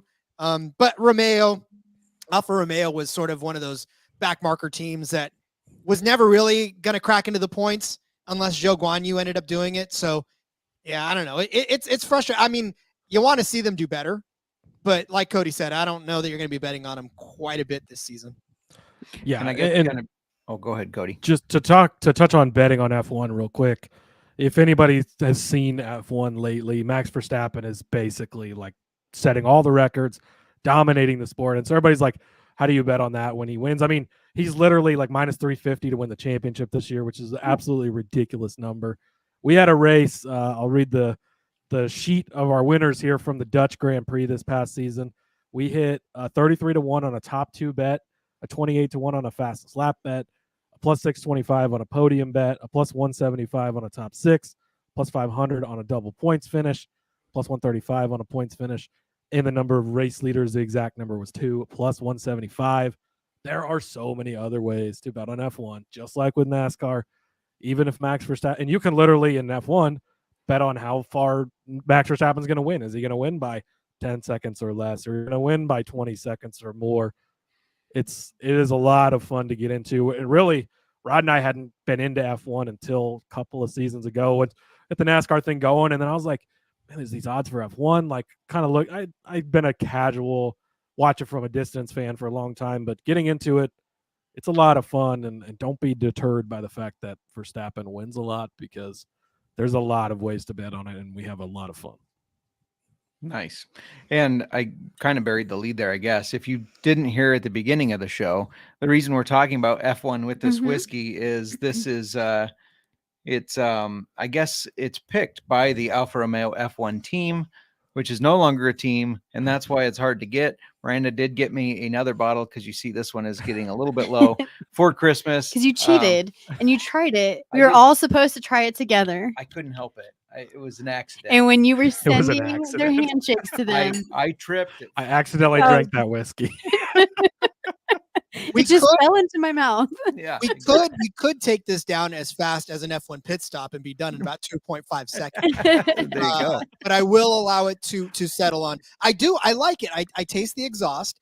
I taste I taste a lot of the rubber that gets laid down on the track. So a little scent of burning race fuel. It's good. Race fuel in that one. Oh my goodness. A little driver sweat. I felt that come through as well. Little Zhou Guanyu sweat in there. So great job. You laugh at that, Miranda. You go to a dirt track, and the part of the racetrack is in your food and drink. Well, it might absolutely be wonderful. in this based on how they Why made don't you this. tell us So how it was made? well, now that we know that the Alfa Romeo F1 team is no longer that, but this is what it is. It's the limited edition Piggyback Legend Series Alfa Romeo F1 team steak barrel. It's a high rye whiskey that was selected by the then Alfa Romeo team or their drivers, and the barrels were trialed in their wind tunnel to ensure a thrilling taste in every sip. So really, all those things we just said are completely true.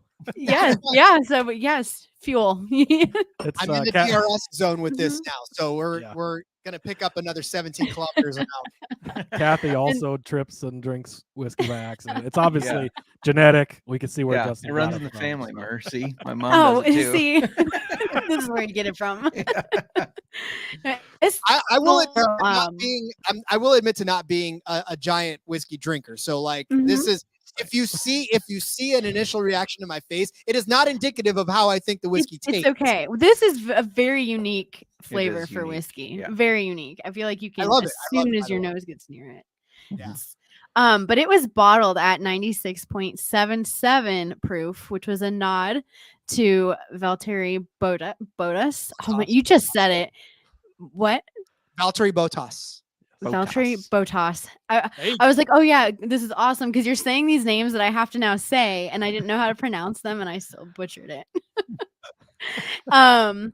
So it was a nod to him and just the precision of racing, and it's inspired by Zhou Guanyu. Zhou Guanyu. Yep, good job. Yep. Who is the first Chinese F1 driver. So, and then I already mentioned, it's finished in that lychee and oolong tea. Yeah. Which gives it like such a unique flavor. That's what we're tasting. Yeah. So and the exhaust and everything you said from the I track and taste the some wind dirt. from the tunnel. I was like, wait, that is wind, isn't it? The wind just kind of hits you in the face. Yeah. So It if you guys smells are, fantastic. I'll tell you that right now. I really enjoy the smell, so I may just leave this in here just so I can smell it. It's it does kind of have a fruity smell. Yeah. Well, that's if the you're lychee. if you're joining us for the first time because you listen to the NASCAR Gambling Podcast, I think Ryan, the owner and head distiller at 10th Mountain, which Rod was in. Oh, Rod's that way. I get confused with it. You're that way. But anyways, that Rod was in. He said, we're not hoity-toity. That's a great way to describe us. We're not hoity-toity with our smells and tastes. We just kind of try to give you what we're not going to be like, yes, I smell the finish of that barrel. They used a number 6 barrel and charred it for 20 seconds. I have no idea. You will never hear me say the mouthfeel. You will never ever hear me describe a mouthfeel in your life. If you do, check on me. Texture is becoming something I have noticed in whiskey, though. There are some that are kind of thicker, more and syrupy. Yeah, that is some, but I would not say mouthfeel either. I would say texture. Mouthfeel, that word just kind of creeps me out in itself. Like the mouthfeel. No mouthfeel. No for mouthfeel for me. I'm a beer salesman in my day job, and I should be good at that kind of stuff, but I'm not. It's like either the beer's good or it's bad. We've got a guy. We've got a guy who can tell you like down to the hop that they use, what country it came from, what county in the country. Like I'm just like, it's a good beer, or it's a bad beer. I don't know. Cody's review is either thumbs up or thumbs down. Do you have anything else on this? A little bit. Well, and more. I think I have questions from this because I don't know if I quite understand this. So the trial barrels that were tested in the team's wind tunnel in Switzerland before hitting the track, they then went and endured varying levels of G-forces at the WhistlePig farm for the finishing touch there. And they say like that accelerated the interaction between the whiskey and the wood of the barrel. What does that mean? So I'll tell you right now, when you talk about the speeds that these guys pull, I mean, there's upwards of 200 miles an hour that these F1 cars go, and they're pulling some ridiculous G-forces into some of these corners. And NASCAR on a normal track, right? I mean, there's a considerable amount of G-force and there's a considerable amount of downforce, but to the extent that you are going, and in some cases, especially through these straightaways, you're hauling ass through these straightaways. You got your DRS wide open, which is the rear flap, and then you're like slamming down into these corners at ridiculous speeds. You're pulling a lot of G's, and these guys are under a lot of force in these corners and these turns and stuff. So, yeah, I mean, if the whiskey is put through the same thing as these race car drivers are, then this has got to be a hell of a move. I mean, if you think about the way that throws it around in the barrel. Yeah. Well, and because normally when you're aging whiskey or anything in barrels, it's just sitting stagnant. Yeah. It's not moving. So an F1 car during a typical race will pull from 4.5 to 6.5 Gs. A fighter jet pulls 9, just to compare like how close they are to pulling what a fighter jet pulls. Which is why when they're driving by, all you hear is highway to the Love it. Rod said 200 miles an hour. That reminded me, my first car was a 1969 Ford Galaxy, and I bought the sticker that was NASCAR themed of at 200 miles an hour, you have no friends. So that brought up a good memory of that. I love it. Juke saying, geez, I think he was surprised of your awesome singing. I don't know what the geez was to. Yeah. That's what mine. I mean, my kids are probably Rod is a professional musician, so For sure. That's true. Oh, I completely forgot. I have videos that I didn't play. Oh my gosh. I can't Oh forget the my God. videos, guys. we have not seen these videos, so we're unsure if we approve or not.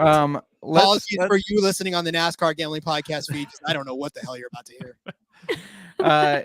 So who's Sebastian Vettel? Can you tell me that first? Sebastian Vettel. Vettel? Vettel. Vettel. Yeah. He's an F1 driver. Yep. Okay. Yep. So I saw this video just while flipping, and I thought of you guys, and I thought I'm going to save it for our crossover. So hopefully it plays for you and doesn't lag. Yeah, I have no idea. I haven't seen these, so I am just as in Yeah. the dark as you guys. And if you're listening on the pod, I will take these out. So go to the YouTube on either the NASCAR Gambling Podcast or ours to see the videos. But here's Sebastian. There's something loose between my legs, apart from the obvious. So something flying around my feet. Okay, copy. I'd be proud if it was what you think it is, but it's not. There's something loose between my legs, besides from the obvious. And then he says it's by my feet. It's not what you think. I don't know. Just crack me up. That is a I great. gotta that is a update the great clip. F1 Gambling Podcast. Yeah, we've got a pretty good intro, but that video might need to be added. Oh my God, that's hilarious. And so when these guys are talking to each other all the time. I mean, there's so many radio conversations that they'll play for us, and then I'm sure there's ones like that probably never made the cut. But like, there's constant communication between these guys. And what's some of them crazy, are that amazing. video you just heard, he's probably doing 200 miles an hour while he's talking. And that's what you hear is just him calmly inside of his helmet, and he's going to pass someone and joking about the thing dangling between his legs, pulling while he's pulling 5Gs. So. Oh, man. And then if you tune into NASCAR, you might hear Cody say some stuff like this. I don't love to be on guys at long. Oh no, what? Oh, you don't love being good. Sorry, Cody. Thanks. We did add the odds at the end, long odds. I just might have cut that out.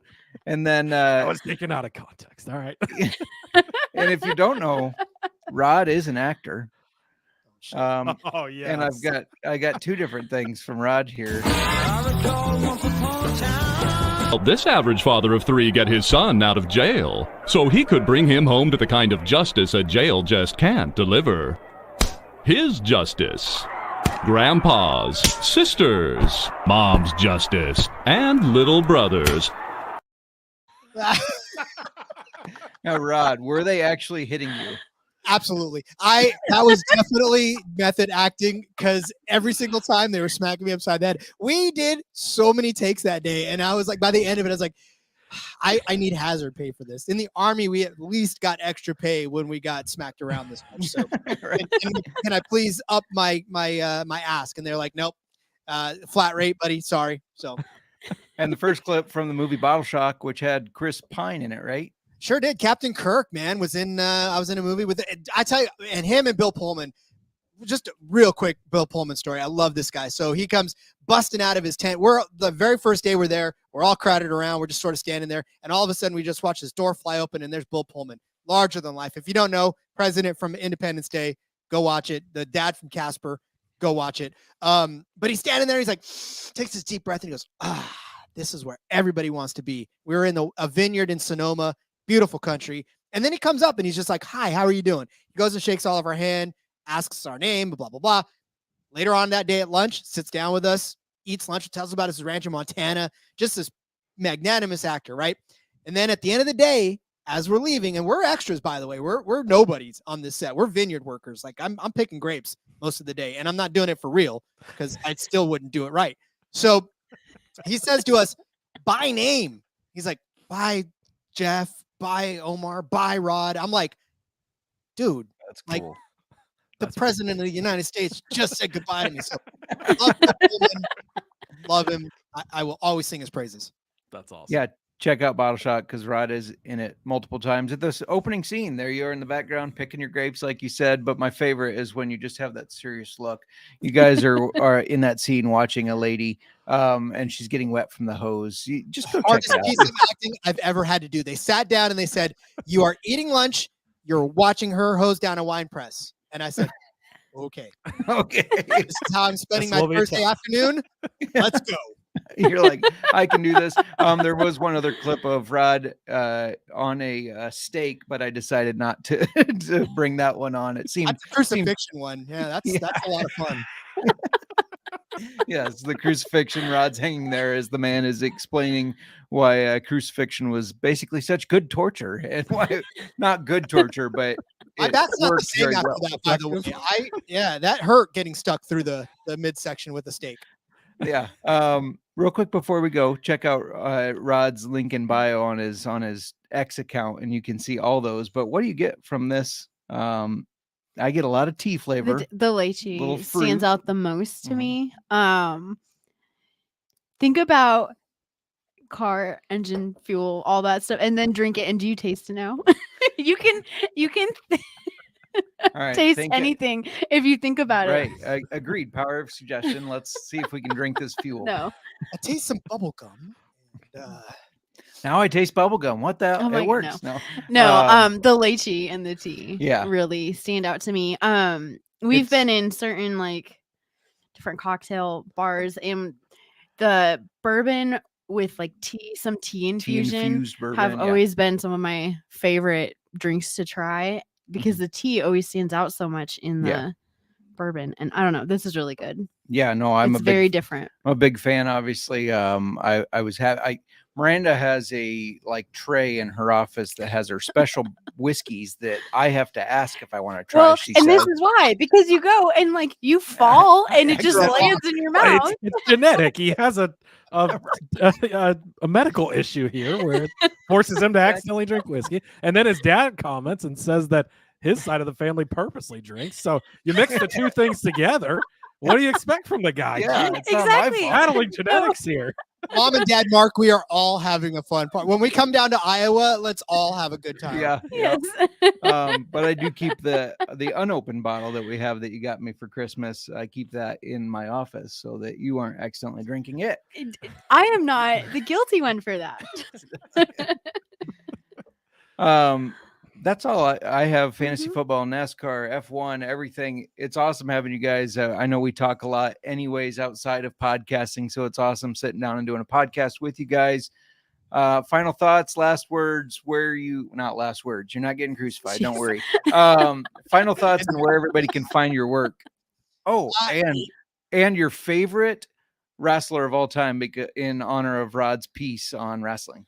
Oh, okay, that's good. So, listen, for those of you who are listening on the NASCAR Gambling Podcast, I certainly hope that you guys took something away from this because Justin and Miranda, as you can tell, with Mama Mark saying you guys come over for sure, have a great time. Hey, we might be there for some races this year. So Yeah. Hey, listen, you be careful who you extend that invitation to. But I hope that you guys, you've heard their ad on our show several times over, and I'm hoping that you guys have gotten to know them as a couple now over the course of this episode, because as you start your fantasy football journey and continue on, right? I mean, this is a great time to start now to get to know them as the offseason progresses, because then you're just getting to know them and they're talking about fantasy football, and then you can start taking their advice and winning your leagues and having a good time doing that. But honestly, this has been an absolute blast with you guys. And I hope both of our listening bases appreciate just what we had in this episode, because it was chock full of a lot of good hang.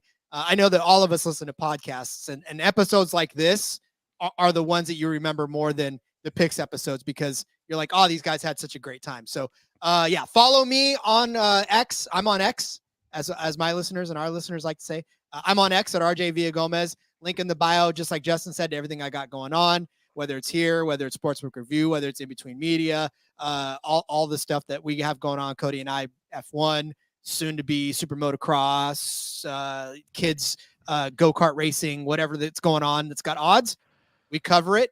And yeah, just a lot of fun, guys. I'm so glad that you guys thought of this crossover episode. And like I said, I hope our listeners got something out of it. Your listeners got something out of it. My favorite wrestler of all time, Undertaker. hands down. Was Love one it. of the guys that when I was growing up, kind of I mean, I grew up in the 80s, so it was Hulk Hogan, it was Iron Sheik, it was all those guys, right? It was the heyday of the WWF. But then the Undertaker came and it all changed. Like that dude, hands down, every time I watched him wrestle, it was just amazing. Like, and he had such a long ass career, went through so many different personas, right? He was the dead man, he was a badass, he was running in on bikes and all that other good stuff. So it's sad to see him go, but I still love the Undertaker, man. There was nobody like him in the sport. You could have left a couple of nice things for me to say about them and about this episode, but since you covered it all. You should know by now, Cody, that's not the way this works. I know. No, this was a great episode. This was a lot of fun, just hanging out, having a good time. So hopefully everyone enjoyed it. Again, if you are one of our listeners, you haven't heard Justin and Miranda before, highly recommend. I'm a avid podcast listener. I listen to a lot of different podcasts, and you guys are always one of the top shows. I always try to catch it right as, if live when I can, or as soon as it hits the podcast feed. So love you guys. You're doing a great job.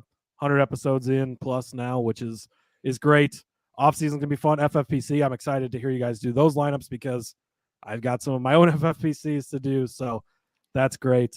You can find my work on the artist formerly known as Twitter at Husker_Zeeb.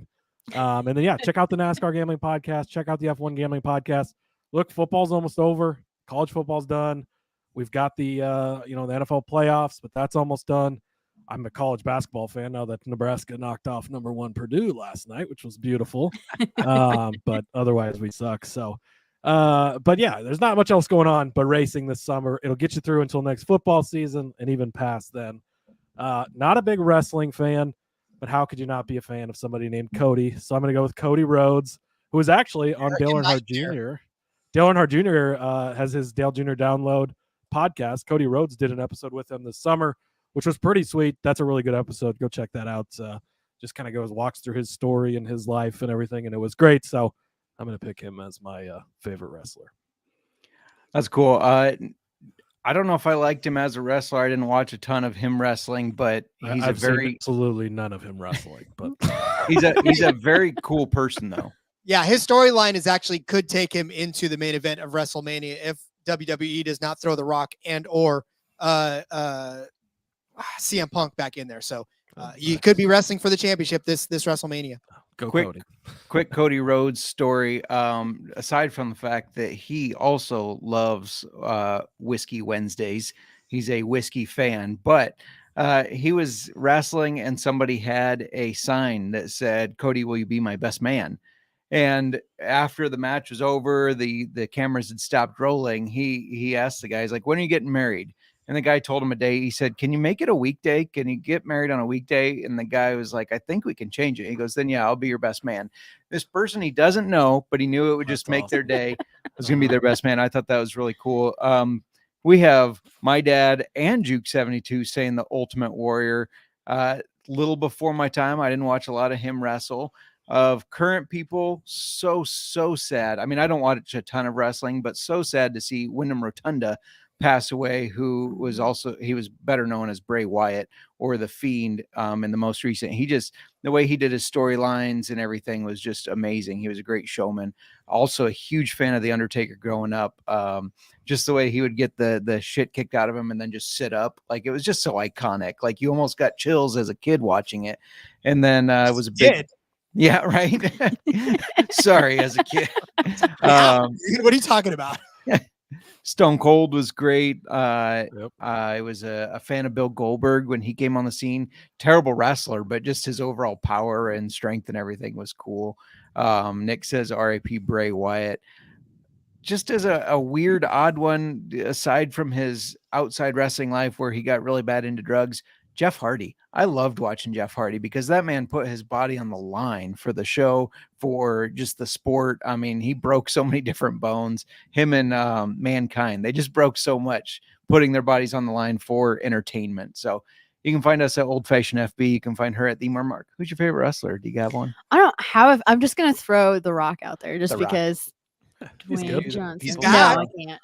He's back. I didn't so- watch wrestling, so You and won. except I was just let me say it. You and Mr. Nick Fortune in the chat there would do the Royal. Watch the Royal Rumble. It's the Royal Rumble. Royal Rumble. Yep. Royal Rumble. And if it's betting, fine, I would do it. You put money in. Everybody gets numbers, and if your number wins, you get the pot. Yeah, we 1 through 30. You won on Roman That's Reigns. another. I do that. I do NASCAR pools like that where you get Nice. assigned numbers and you get random guys. So when we would do that for that, yes, I remember you won on watched Roman because Reigns. I was winning. Yes. I didn't like Roman Reigns though. I don't know. You also won the women's Royal Rumble on why can't I think of her name? She used to be the MMA fighter. Oh, Ronda Rousey. Ronda Rousey. Yeah. You won Yeah. the women's Royal Rumble on that. But anyways, yeah, Nick saying you won a lot. Guys, you got anything else to add before we get everybody out of here? I think we're good. I think we've had I think we could talk forever if you really wanted us to. I think we probably could. Maybe we'll have to do another episode where we cross over, talk about NASCAR, talk about fantasy football, and talk about whiskey. Thank you guys for joining us. We'll need your favorite NASCAR drivers next time. So study All up. right. Jack Wood. NASCAR. And he's not He's a NASCAR truck driver. Yeah, he's truck. It's Yeah, technically Cup NASCAR. Series. It's NASCAR. Yeah. Truck Series is NASCAR still. Yeah. And Bubba Wallace, Jack Wood and Bubba. You guys know how we like to end this. I know you end it with the let it ride, but we end it with going once, going twice. So Old-fashioned football.